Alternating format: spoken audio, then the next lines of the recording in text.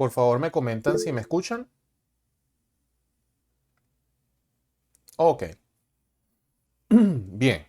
Bueno, vamos a continuar por acá con lo que son diagramas de entradas. Aquí es donde entran los famosos P&ID y los DFP o los DFP o los diagramas de flujo de proceso. Ok, vamos a ver de qué trata esto. Siempre me gusta empezar mostrando una receta para pizzas. ¿Por qué? Porque las recetas son iguales que las plantas que nosotros conocemos dentro de procesos industriales.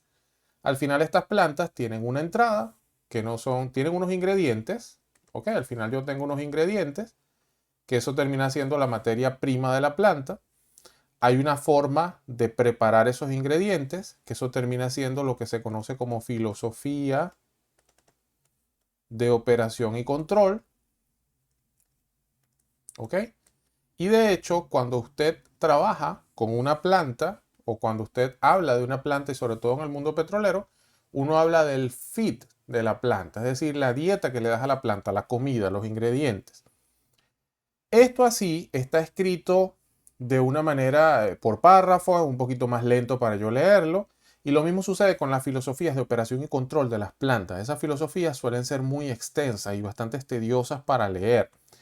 Por esa razón, es mucho más sencillo que yo tome esa misma receta de cocina, le dé un inicio, la separe en bloques y al final termino teniendo la receta o la pizza. Es decir, cuando yo lo tomo en texto, por aquí dice entibiar levemente la leche, agregar la sal, azúcar, levadura. Y por acá, mi primer paso sería entibiar levemente la leche, luego mezclar en un recipiente, luego amasar.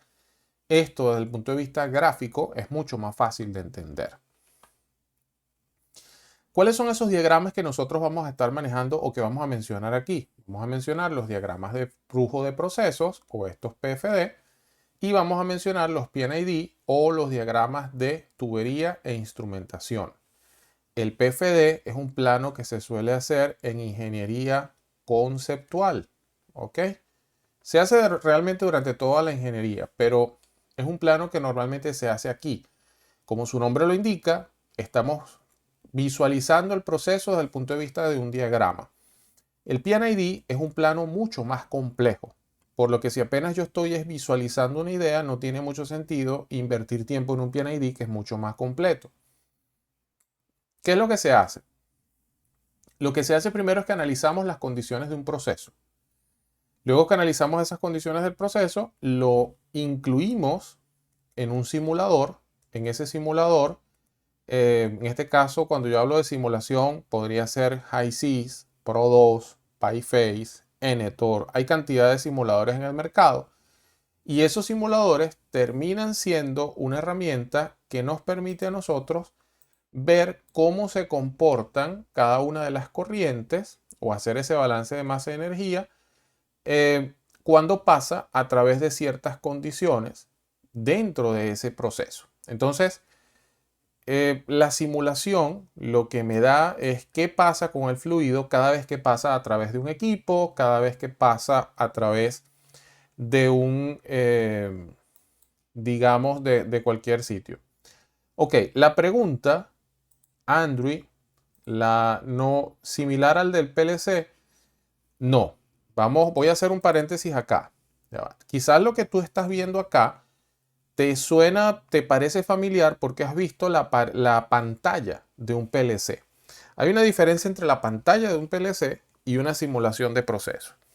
La pantalla de un PLC realmente te está mostrando, oye, a ver que esto está yo como al revés acá.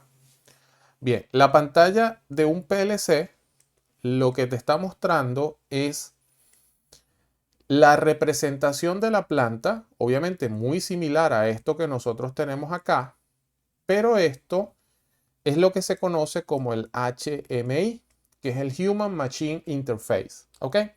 Y usualmente para ese Human Machine Interface, que es esa pantalla que nosotros utilizamos, esto es lo que los instrumentistas llaman el SCADA. SCADA tiene también en la representación gráfica y esto no es más que un enlace entre lo que está pasando en planta, lo que ocurre en los PLC y entonces esta interacción que está pasando acá tú la estás viendo directamente en una pantalla.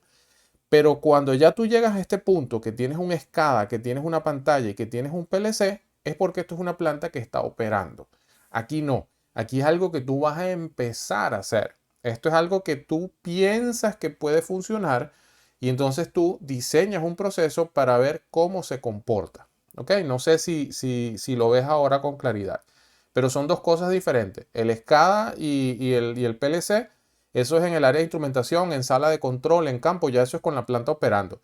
Obviamente, lo que yo veo aquí va a ser igual a lo que yo tengo en los PNID, porque se supone que la planta opera bajo lo que dice, bajo la filosofía de operación y control mostrada en los planos. Pero no necesariamente cuando yo tengo el PNID ya tengo el SCADA o tengo el PLC, porque apenas estoy pensando qué es lo que voy a hacer. ¿Ok? Ajá. Bajo la premisa de que la energía ni se crea ni se destruye, sino que solamente se transforma, entonces lo que realmente yo termino haciendo aquí es un balance de masa y energía.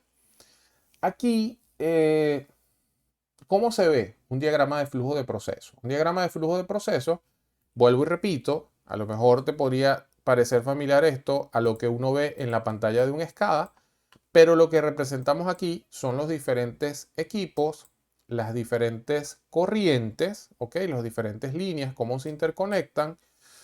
Pero aquí no hay número de líneas, aquí no hay si hay aislamiento térmico o no, no hay lazos de control, no hay identificación de instrumentos. Entonces acá es más que todo el flujo de cómo va el proceso y de dónde a dónde va. Otra cosa que nosotros vamos a encontrar en los diagramas de flujo de procesos es que vamos a tener información preliminar de los equipos que tenemos allí. Vamos a ir viendo esto poco a poco.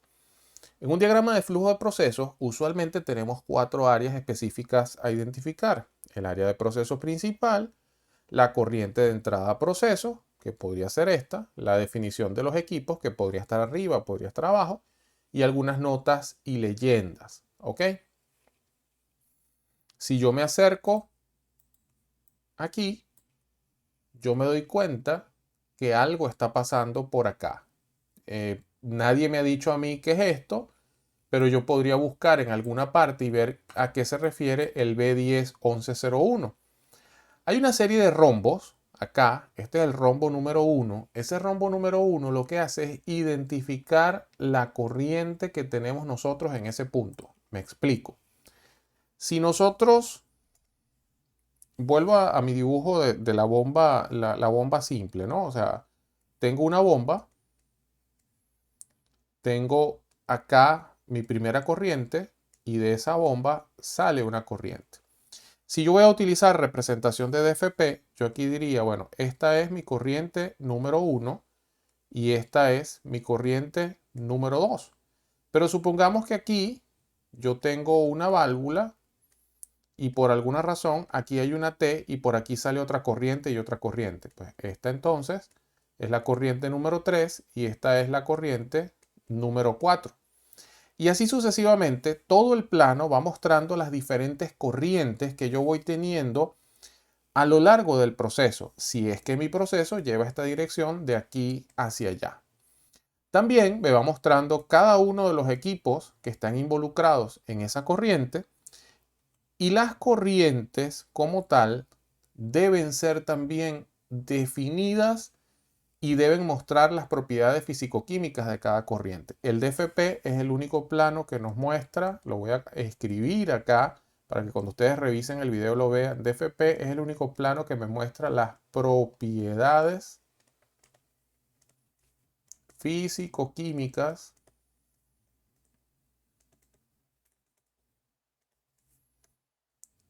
de los fluidos o del fluido. ¿Ok? En cada punto. No es que solamente me dice, no, ahí la presión es 300. No. Me da las condiciones aquí, aquí y aquí. A lo largo del proceso, cómo va cambiando el fluido. ¿Cómo lo veo? Pues aquí, esta es una tabla. Esta tabla la generan los simuladores. Estas son tablas de balance de masa y energía. Entonces yo podría decir que en la corriente número 1, acá, la corriente número 1 es crudo, húmedo, diluido. Tengo temperatura, presión, fracción de vapor y me da todas las características. La corriente número 2 me da todas las características. Entonces, fíjense que acá yo puedo notar que esta corriente, sus temperaturas son similares, pero su presión es diferente. Y así sucesivamente van cambiando. Ahora, cuando el fluido es algo simple, tal vez como el agua, no tengo tantas columnas o tantas filas. Pero en el caso de fluidos multifásicos como el gas o los hidrocarburos, yo tengo gas, líquido, crudo, agua y todas esas corrientes se listan acá en eso que se conoce como balance de masa y energía. Entonces, el DFP no solamente indica el proceso, sino que también indica las características físico-químicas de los fluidos que pasan a través del tubo. Eh, Adicionalmente, debo identificar los equipos. Yo les decía hace un ratito que cuando yo veía por ahí una P, automáticamente yo asociaba esto con pump y esto en inglés es una bomba. Pero si yo estoy trabajando solo en un proyecto, a lo mejor basta con que yo tome la bomba y diga, bueno, esta es mi bomba, además la pongo con B, la bomba 01. Pero en plantas industriales, colocar solamente B01 es un número demasiado escueto para todas las variables que se manejan allí.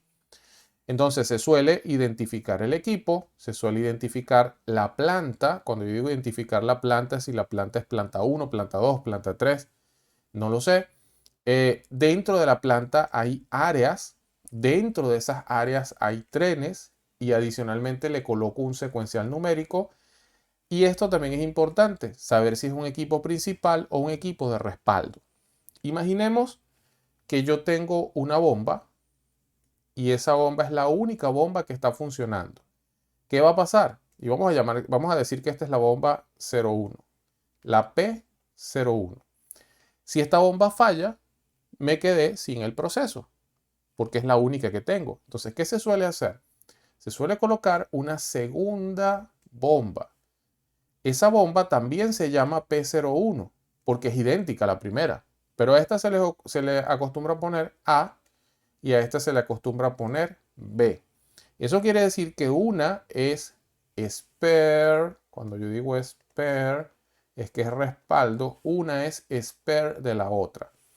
Puede ser que si esta falla, esta arranca, puede ser que esta esté funcionando tal vez a un 60% y esta esté funcionando a un 40% y esto es lo que se conoce como running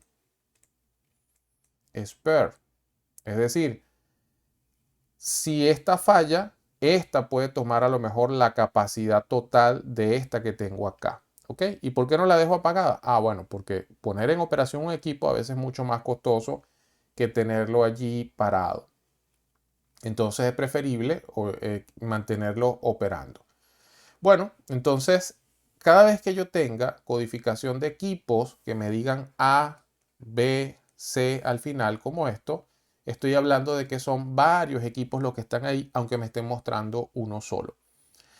También cuando yo tengo, si voy a mi caso, al caso de mi bombita, cuando las corrientes vienen y hacia dónde van, yo debo señalizar de dónde vienen. Si viene con una flecha, como esta que nosotros tenemos aquí, si viene con una flecha, esto quiere decir que es el inicio del proceso. Pero si viene con una bandera, como esta que nosotros tenemos acá, quiere decir que esto viene de otro plano. Entonces, antes de esta bomba, pudieron haber pasado muchas cosas, un tanque o algo así. Pero si aparece que se inicia con esto, quiere decir que aquí inicia el proceso para esa línea. Veamos acá un ejemplo. Nosotros aquí tenemos esta entrada. Vamos a ir recapitulando lo que dijimos hace un ratito. Fíjense que este recipiente se llama B101101 ABC. Aunque me están dibujando uno solo, aquí hay tres recipientes. Son tres en spare que están allí o los tres se están dividiendo para manejar la capacidad total. Por otro lado, cuando inicia el proceso, aquí me aparece un rombo que tiene un número. Ese rombo es la corriente. Es decir, si yo me voy a la tabla de balance de masa y energía, yo podría saber, por ejemplo, que la temperatura de esa corriente es de 90.5 grados Fahrenheit, que la presión de esa corriente es de 63 psi, que su flujo másico es de tantas libras hora, su flujo molar es de tantas libras mol y así sucesivamente. Por otro lado, esta corriente que entra al recipiente es un compendio de muchas corrientes que vienen de diferentes sitios. ¿Qué es lo que está pasando acá? Pues nada, esto es un tubo y en ese tubo están entrando muchos tubos. Hay que acotar algo. Los diagramas de tubería e instrumentación no tienen escala y como no tienen escala, estos pueden ser 40 kilómetros, 50 kilómetros, 30 centímetros, no lo sé. Y en 30, 40 kilómetros, muchas tuberías pueden irse sumando hasta llegar a este punto. Entonces, hay tuberías que, como esta, esto inicia en las Macoyas. No quiero entrar ahorita en detalle en la parte petrolera, pero esto es un inicio de ese proceso. Adicionalmente, viene acá lo que son bombas, las bombas de crudo se conectan aquí también. Hay otros planos que se conectan aquí también. Hay directamente unidades paquetes que se conectan aquí también. Es decir, lo que llega a este equipo es una sumatoria de una cantidad de corrientes. ¿Ok? ¿Qué más encontramos nosotros en los diagramas de flujo de proceso? Bueno, vamos a encontrar información de los equipos involucrados. Por ejemplo, si existe un tanque, puedo encontrar, por ejemplo, la información del tanque como el diámetro, la altura, la capacidad nominal, la presión de diseño, entre otras cosas.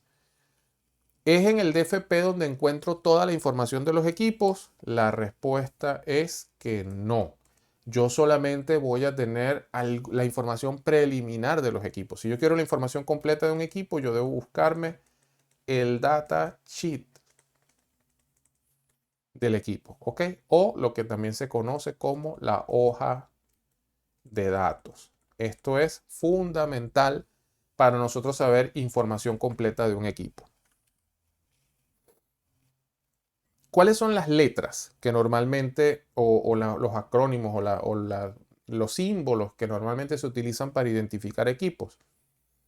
Usualmente son estos que tenemos acá. Por ejemplo, uno de los clásicos B, en inglés es un vessel, pero esto no se refiere a un barco, esto es un recipiente a presión. ¿Ok? Entonces, cada vez que nosotros veamos un equipo que se llama B, BX3052-01, por decir algo, no sé qué significa todo esto, tendría que estudiar el plano de simbología de la planta, pero el hecho que inicie por B ya me dice que es un recipiente a presión. Las K, por ejemplo, pueden ser los compresores, las P suelen ser las bombas, las T suelen ser los tanques, las E suelen ser los exchangers o los intercambiadores de calor. Entonces acá les dejo una tablita para que ustedes vean algunas abreviaturas típicas de equipos. ¿Ok? También los lazos de control que existen en la planta muchas veces se conectan acá. Por ejemplo, cómo una válvula trabaja directamente con un nivel. Si el nivel sube, ¿qué pasa con la válvula? Si se abre o si se cierra. Entonces, estos lazos de control requeridos usualmente se mencionan. En conjunto con el DFP, se genera también un diagrama que se conoce como DSI. El DSI es un diagrama de servicios industriales. Siempre me gusta hacer la siguiente acotación. Hablábamos al principio de este capítulo que íbamos a hacer pizza. ¿Ok? Pizza termina siendo lo que voy a hacer. Para yo llegar a este producto, yo tengo que cocinar y eso realmente pues es un proceso. Pero ese proceso requiere que yo trabaje ciertos ingredientes, ¿ok? Que en todo caso son el input o los elementos de entrada al proceso para al final obtener un producto. Pero para que este proceso ocurra, yo necesito el proceso de cocinar, yo necesito agua, necesito tal vez electricidad, necesito tal vez gas doméstico. Todos estos señores que están acá es lo que se conoce como servicios. En nuestra casa obviamente son servicios para que la casa pueda funcionar, pero en las plantas se conocen como servicios industriales. Por esa razón es que nosotros hacemos un diagrama de servicios industriales. ¿Y cuáles son los servicios industriales que nosotros tenemos dentro de una planta? Agua de caldera, agua de enfriamiento, refrigeración, generadores de gas inerte, sistemas contra incendio, aceite caliente, oil mist, todos esos que a ustedes se les ocurra que necesitan para que el proceso se lleve a cabo. Entonces no solamente se le hace diagramas de flujo de procesos a los, digamos, a los procesos, sino también a los servicios que hacen posible ese proceso. Algunas diferencias de representación. Si por ejemplo yo voy a representar bombas en los diagramas de flujo de procesos, aparece mi bombita clásica que conozco de los libros de termodinámica. Pero cuando nosotros vamos a hablar de DTI, en los DTI nosotros representamos en los diagramas de tubería e instrumentación, ya no solamente se representa la bomba, sino que tengo que hacer mención, por ejemplo, decir si la bomba es centrífuga y adicionalmente decir si la bomba, lo que impulsa la bomba es un motor eléctrico o es un motor de vapor o es un motor diésel. Entonces tengo que dar más información acerca de los equipos en los diagramas de tubería e instrumentación que en los diagramas de flujos de proceso. Yo no me voy a poner acá a que ustedes memoricen estos símbolos, ni mucho menos. Yo tampoco me los sé de memoria. Cuando yo necesito uno de estos símbolos, voy directamente al plano de simbología del proyecto. No vale la pena que nosotros memoricemos esto porque cada vez que ustedes van a un proyecto, esto cambia. Entonces, lo que hay que hacer siempre es saber pedir el plano de simbología de ese proyecto y pues los memorizaremos mientras que estemos involucrados en ese proyecto. Luego, a lo mejor nos tocará desecharlo si cambiamos de proyecto. Ok, el hermano del diagrama de flujo de procesos es el diagrama de tuberías e instrumentación, que también se hace a los procesos y a los servicios industriales. ¿Cuál es la diferencia entre los diagramas de tubería e instrumentación y los diagramas de flujo de procesos? Primero, este diagrama, el diagrama de tubería e instrumentación muestra los equipos, las tuberías, los instrumentos, los sistemas de control y todos los servicios necesarios para la operación de la unidad. Acá yo quiero mostrarles, ahorita les voy a mostrar algunos modelos de unos planos. Pero como pueden ver, se ve un poco más complejo a nivel de las líneas. Las líneas no solamente tienen las líneas, sino que aparecen una cantidad de círculos y una cantidad de símbolos allí. Al igual que el diagrama de flujo de procesos, nosotros aquí tenemos también algunas áreas que podríamos identificar. En este caso, las corrientes de entrada, información de los equipos, el área principal del proceso y así sucesivamente según lo que nos van indicando acá.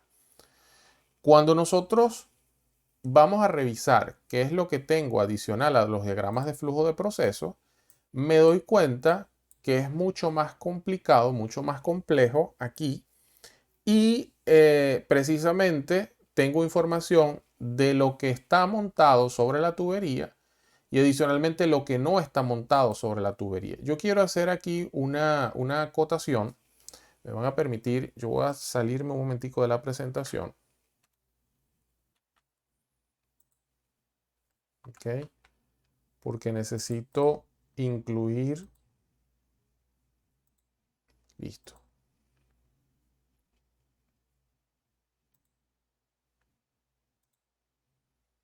Ok, yo quiero aquí hablar de algunas cosas para entender por qué yo hago esto. Y así conecto también con lo último que comentó Andrew con respecto a los PLC. Vamos a iniciar vamos a pensar en una persona. ¿Ok? Vamos a pensar en una persona. Una persona, vamos a hacer algunas cosas acá. Esta persona tiene una mano.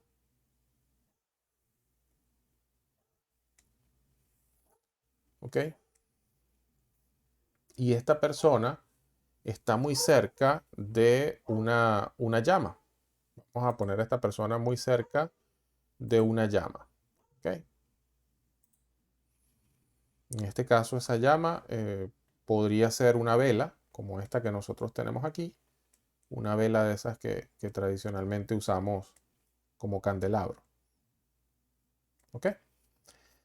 Esa persona también tiene un cerebro.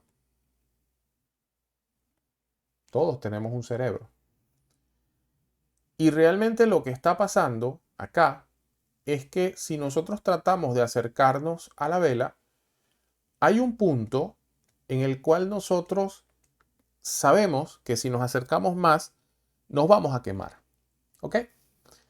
ese punto que nos indica que debemos quitar la mano, nosotros podríamos llamarlo set point. Es decir, exactamente en ese punto nosotros vamos a levantar la mano como por un arco reflejo. ¿Pero por qué ocurre?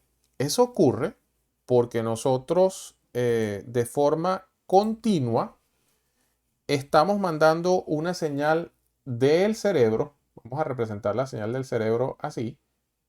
Estamos mandando una señal del cerebro a la mano y le estamos preguntando, ¿la temperatura que tienes en este momento es mayor a la del set point?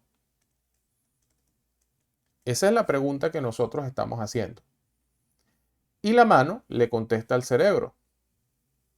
Le manda una señal hasta acá y en este momento le dice no. Ok, entonces, ¿qué pasa? Si la señal que tengo acá es mayor, él va a levantar la mano. Pero si no es mayor, simplemente la mano se puede quedar allí.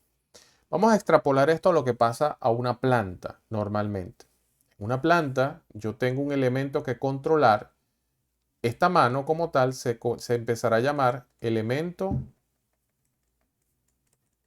final de control. Entonces, nosotros y el cerebro no se va a llamar cerebro. En una planta el cerebro se va a llamar PLC o controlador lógico programable. ¿Ok? Y quien se va a encargar de setear lo que está pasando en la mano, nuestra mano pues tiene receptáculos en la palma de la mano y sabemos si está caliente o si está frío, pero lo que nosotros tenemos en la palma de la mano realmente son instrumentos de medición, que son los que le permiten al cerebro comparar si esto o esto está por encima o por debajo del set point. Lo que yo estoy diciendo hasta ahora, ¿se entiende, por favor?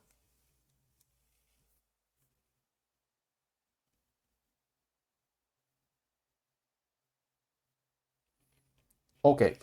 ¿Por qué yo estoy haciendo toda esta acotación? Porque resulta que cuando nosotros representamos en una línea, nosotros comúnmente representamos cosas como esta. PI, PIT, y resulta que nuestra mano termina siendo un indicador. No es un indicador, realmente nuestra mano es un transmisor de temperatura. ¿Ok? Porque lo único que hace es mandarle la información de aquí, mandar la información al cerebro para que el cerebro tome la decisión. Ahora, ¿cómo represento yo todo esto dentro de un plano, dentro de un diagrama? Existe una norma que se llama ISA 5.1 y esa norma ISA 5.1 nos da, que yo se las pasé, la tienen ustedes en el grupo, eso nos da toda la nomenclatura para nosotros representar instrumentos. Hay instrumentos, como es en el caso de esto que tengo acá, hay instrumentos que están en campo, que están colocados sobre la tubería, que son estos circulitos que están aquí. Hay instrumentos que están simplemente en el PLC, hay instrumentos que están detrás en un panel de control y nosotros acá lo que representamos es todo lo que tenemos ahí. Ahora, ¿qué nos dice ISA? ISA 5.1 nos dice que hay una representación específica que utilizamos para los instrumentos, donde la primera letra nos representa la variable y la segunda letra nos representa la función o la forma de ver la variable. Por ejemplo, si nosotros tenemos acá esta P, la P, cuando yo la busco dentro de esta tabla, la P representa presión o vacío. Pero la I, si yo busco la I, resulta que la I dice que es corriente eléctrica, pero será corriente eléctrica cuando esté en esta primera posición. Cuando la I está en segunda posición, yo entonces busco y veo que en segunda posición o como letra sucesiva, él es un indicador. Entonces, esto que está acá, este circulito que dice PI, él será un indicador de presión. ¿Se entiende esto? ¿Se ve ahora qué es lo que son esos circulitos que tenemos nosotros en los planos de tubería? De forma análoga, nosotros vamos a tener acá que si yo indico, por ejemplo, un TI, evidentemente pues será un indicador de temperatura. Si yo tengo un LI, esto será un indicador de nivel. Pero yo podría tener también un LIT. Ah, ok, se pone más compleja la cosa. Ahora hay 3 letras. Pero la primera sigue siendo la variable. Y las otras 2 siguen siendo funciones. Y indicación y T es transmisor. Si nosotros volvemos al dibujito de nuestro Señor, yo no necesito solamente que esto indique, sino que transmita. Cuando yo hablo de transmitir, es que vaya desde el punto donde está ocurriendo el fenómeno hasta el PLC para que esto tome una decisión. Entonces, si yo coloco LIT, es que no solamente voy a tener no sé, un relojito o algo allí que marque unos números, sino que este señor es capaz de enviar la información. Vamos a poner un ejemplo. Imagínense que usted tiene un reloj ahora, un reloj de muñeca, que marca la hora. Si solamente ese reloj marca la hora, él es un indicador.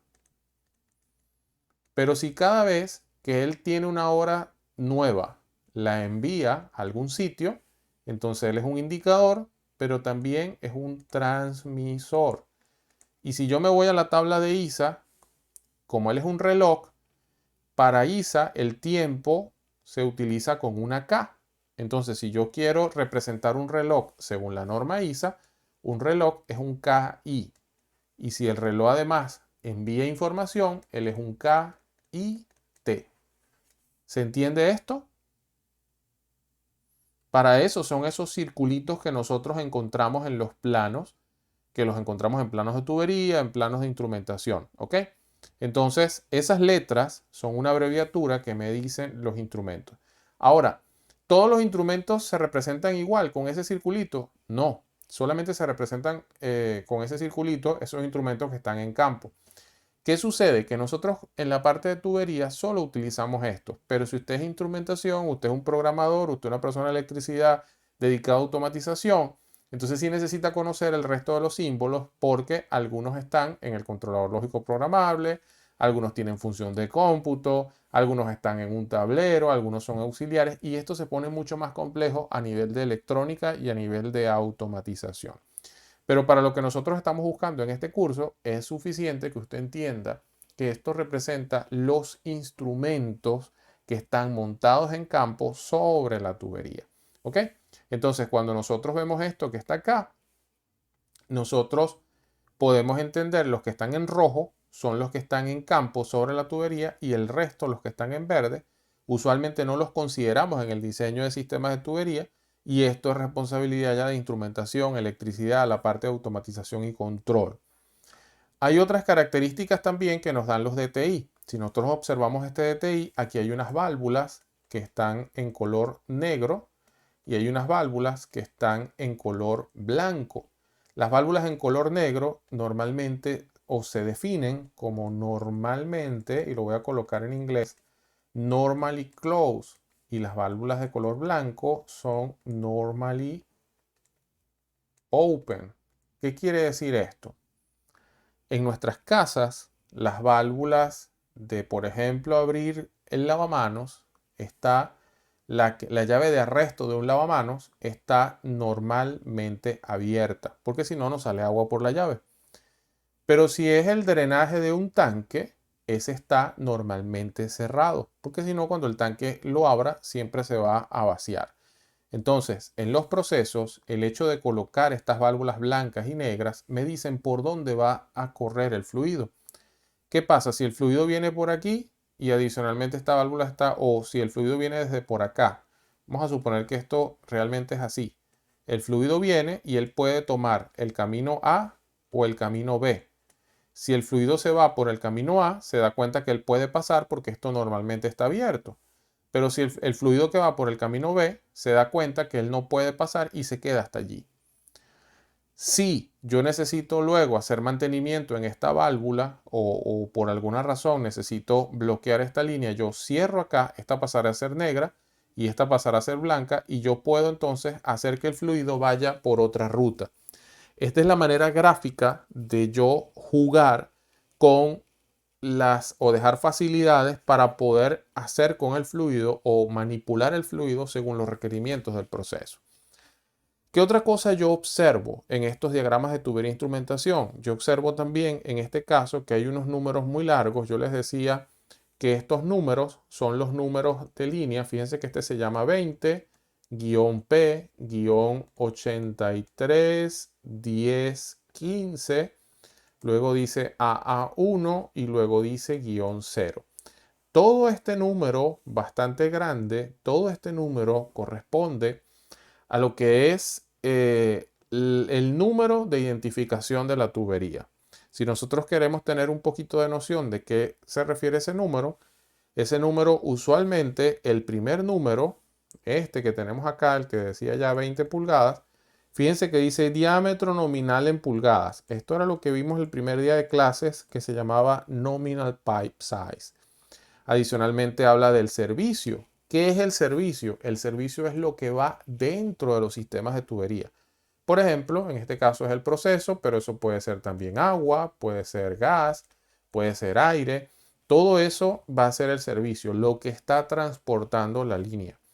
El código que identifica la planta, el área de proceso donde está, el tren donde está, el número de línea en consecutivo. Por eso nosotros decimos, bueno, esta es la línea 01 o la línea 02 o la línea 03.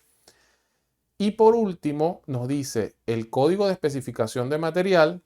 Aquí es donde aparece, aquí para esto es que usamos el Piping Class. Yo les dije que había uno que se llamaba AA1. Este era nuestro traje para ir al gimnasio o nuestro traje para ir a una fiesta o nuestro traje. La especificación de línea termina siendo ese grupo de materiales que yo puedo combinar para un servicio específico.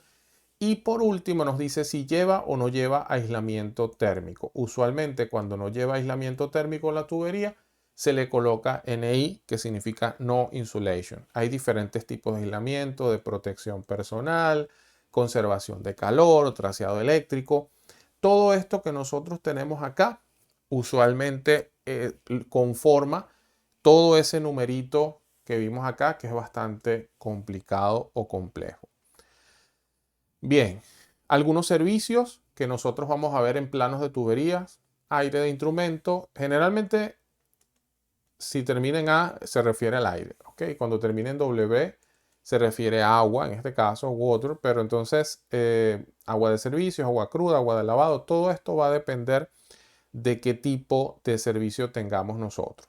Y por otro lado, también los equipos que tienen ciertas alturas, yo debo representar los niveles de líquido dentro del recipiente. Esto se los mencioné hace un tiempo, pero bueno, el LL se refiere al liquid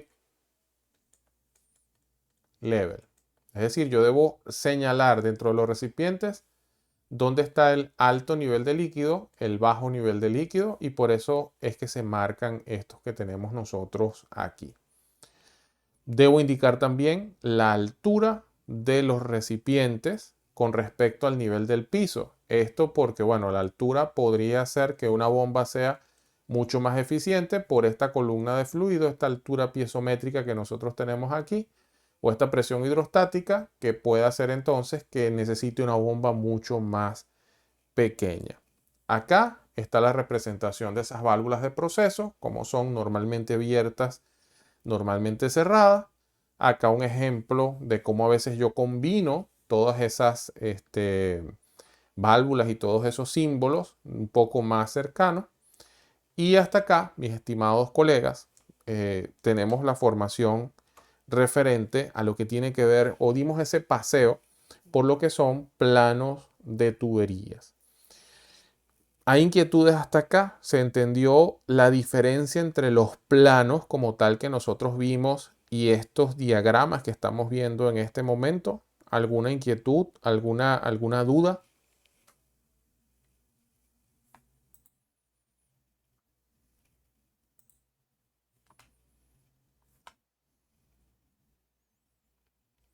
yo les dejé por allí, les dejé les dejé algunos archivos. Esos archivos los pueden revisar, los pueden verificar. Pero en este caso, por ejemplo, uno de los que les dejé fue este. Este está bastante, es el que utilizamos nosotros para la clase. Y bueno, y eso les va a permitir a ustedes revisarlo con mucho más detalle y ver toda la simbología. En este caso, este es el DFP, que este es el que tiene todos esos símbolos. Y les dejé también uno que dice plano de estudio PNID, que ese debería tener este plano que tenemos nosotros acá, donde está más bien centrado en un PNID. Aquí nosotros podemos identificar algunas cosas, como por ejemplo los niveles de líquido de este recipiente. Este recipiente tiene una nomenclatura diferente, se llama 41B004, pero fíjense que el hecho que se llame B, ya yo sé que es un recipiente a presión. Este recipiente también tiene una serie de líneas como tal, y las flechas, aunque aquí no veo flechas por ninguna parte, pero las flechas deberían indicarnos a nosotros, aquí sí están, cuál es el sentido del flujo, ¿ok? Acá también, fíjense que esta línea tiene una doble línea. Existe, aquí hay un aislamiento o una traza. Lo que pasa con este mundo de, si nosotros estamos interpretando planos, lo que hace complejo a veces entender el 100% es que yo debo saber de proceso, debo saber de mecánica, debo saber de civil, debo saber de muchas cosas, porque si yo no conozco el concepto, aunque me lo estén representando, no lo voy a entender. Entonces, por eso es que este mundo de diseño de tubería es tan amplio, porque no es solamente, el plano es una consecuencia del diseño.